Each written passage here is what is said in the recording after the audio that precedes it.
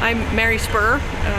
I am a graduate of the GW Sustainable Landscape, had already taken classes in landscape design and finished the first part of the program, just a regular design certificate, when the sustainable program came along. And so I stuck around and finished that off with the master's in 2009. I think the details of things appeal to me. There is some analysis involved with things when you go out to a site and try to figure out what's going on. So that and a long time love for drawing and being outside and spending the greater part of my career locked behind vault doors and places with no windows, I jumped at the chance to do something different in the second part of my life. So here I am. You're harvesting the wind, harvesting the sun. I'm harvesting from the land, and where the landscape comes in, and the whole kind of outdoor living and kind of healing and therapeutic environment where you actually have a connection to the outside. You're not living in a house, you're living in an environment in a home. The whole thing really was, the therapeutic part of it and the connection was to ultimately have this house go to a wounded veteran coming back from Iraq or Afghanistan. And it's kind of nice to put the effort in to honor and to give to someone who sacrificed so much.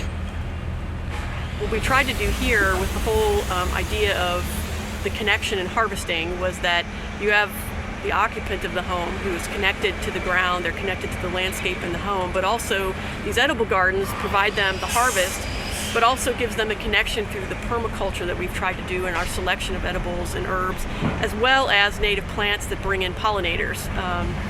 The permaculture, which technically stands for permanent agriculture, is more than just plunking in annual vegetables in the ground, but it's a mix of pollinators, it's a mix of the composting, it's a mix of bringing in native plants and a mixture of the plants that sustain us that we actually eat. And it's basically putting together a collection of plants and things in the soil that make it a lot easier to do the gardening because you're not constantly fighting it. It actually is doing the work for you. We have a lot of pollinators that have been busy in here, and they're brought in by the native plants that pull them in. To see them out here working almost from sun up to sundown is pretty fascinating, and it all just works together. So you're not working as hard. Hopefully all you have to do is kind of guide it, set things in motion, and you're kind of mimicking the natural processes that we've so cut ourselves off from in our general landscapes. And just to come out here and look at the bumblebees and to feel that connection to everything, it kind of feels lonely when the pollinators aren't here, but when they're around, it's almost like you have friends. They're just buzzing and things are alive. They're moving, you can hear them, so it's kind of a multi-sensory thing. Also, what we focused a lot on with this garden was trying to experiment in this pop-up milk crate environment, was to use a combination of your strict edibles and things people think of like tomatoes, eggplants, melons, but also working in a lot of the companion plants, which is another big part of permaculture, where you have plants that either bring in the good bugs or they draw up nutrients from the soil that those fruiting plants need. When you look at some of the vignettes through the garden, and we've kind of tried to do that and picture it together, is you get a lot of nice texture coming out of them, as well as flowers. So it's just kind of a nice thing as opposed to having straight rows of tomatoes. This is one of my favorite parts, and I mentioned comfrey. Kind of has a horseradish look to me, but it's a really beautiful bright green, very bristly leaves. But when you look at this compared to the really fine texture of the dill and then sage, and you see some of the color behind it with the marigolds and just with your regular standard tomato and pepper plants right around it. Another cluster that was kind of nice at its peak with the garlic chives and lemon balm, which is a companion plant in terms of beneficial insects, but also can be used as a tea, and the sweet potato vine. So it just playing around with color and texture, which is a part of it. They're all green, but it's very vibrant and very alive and tactile. So that's kind of what we try to achieve with the permaculture, with the multi-purpose, that everything is, it's beautiful, it's edible, it's sustainable, and it keeps it alive.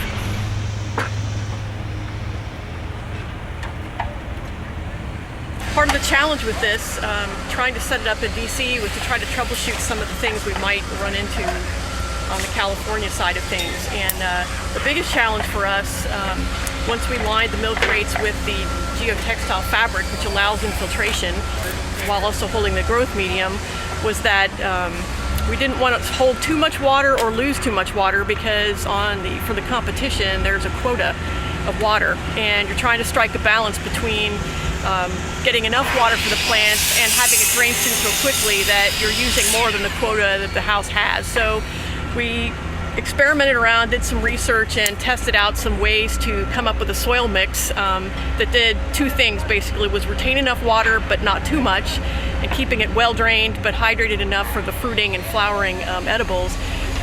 But also coming up with a mix that was not quite standard in terms of soil mix for gardens.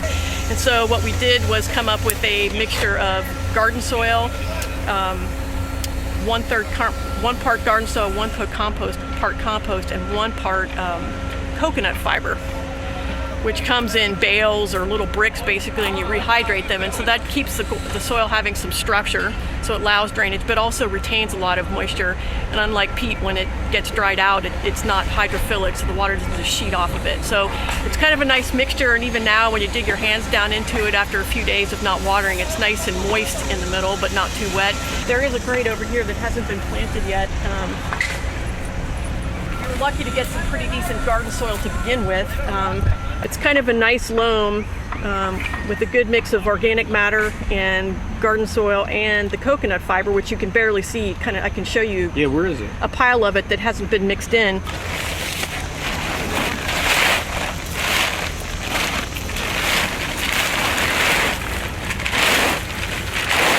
That's what the coconut fiber looks like. It's kind of a reddish brown. This we actually mixed in some extra vermiculite and perlite, again for water retention and soil structure purposes, but it's kind of a dark brown. And the other side of this pile, you can see the interface with the garden soil, where you kind of start getting the regular, and you can see the difference. We basically just filled up 5-gallon buckets with a 3-part mixture, and that's what we came up with for the mix, and it's been working well here. And this particular soil recipe has been conveyed to the growers out west who are working on the edibles as we speak, and I think they're beginning to plant those crates for us. The only difference is here we don't have contract growers, because when the decision was made that we're going to put kind of a trial garden here, I started a mix of seeds in my apartment. I had some plants that I ordered, things that were very slow from seed that never would have been mature for the display phase here, like eggplants and tomatoes. So that's the only real difference, but also finding the vegetables we would commonly grow here during the summer as opposed to what we would find in California in the fall, which is when they're going to be planting there. There are some commonalities we have, such as the artichoke, which they're going to have, although they're not quite as grand as they probably could be. They got a little slow start because of being in my apartment, but that's the same, so it's nice to see, yes, they can survive and will be thriving out there. And the tomatoes also, I believe, will be out there, but what we won't see out west are things like squashes and things like that. It's much more suited to their climate for October. So the plant materials are different, but the soil mix will be the same. The method for putting the crates together will be the same. And in addition to the soil, one thing we did and we found out here was by putting a thin tray of foil in the bottom, we could also help some of you're going to lose some water on the sides of the milk crate through that fabric, but at least it keeps some of it that might trickle through on the bottom so the plants can wick it up. And I would say that one thing we're going to do, and hopefully we have one here, is one of our faculty advisors came up with this invention for a self-watering infiltration thing to further conserve water, which these are going to be shipped out to the contract grower as they fill up these milk crates, so we don't have to retrofit them.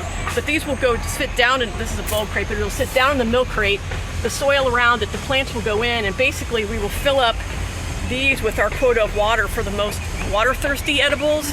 And instead of just having it lost to running through the geotextile or splashing, the water will be held in this reservoir and then whipped up by the plant roots through this washcloth in the perforated holes. So this will be inserted in anywhere from 20 to 50 of the milk crates out west for things that would need a lot of water. This was an invention of, like I said, one of our advisors to try to use every drop of water we could and maximize what's going to the plant roots, as opposed to losing it to evapotranspiration or just waste out the side. So we're going to test out one of these in the unplanted crate just to see how it works, and we'll see. So this is kind of an ingenious thing.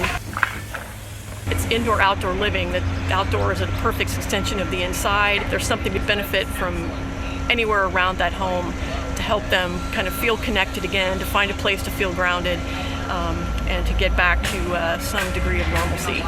I've had the benefit over the course of 22 years working with soldiers and sailors from every branch of the service, and you retire, but you're always part of that, and I think it just makes it that much more meaningful for me.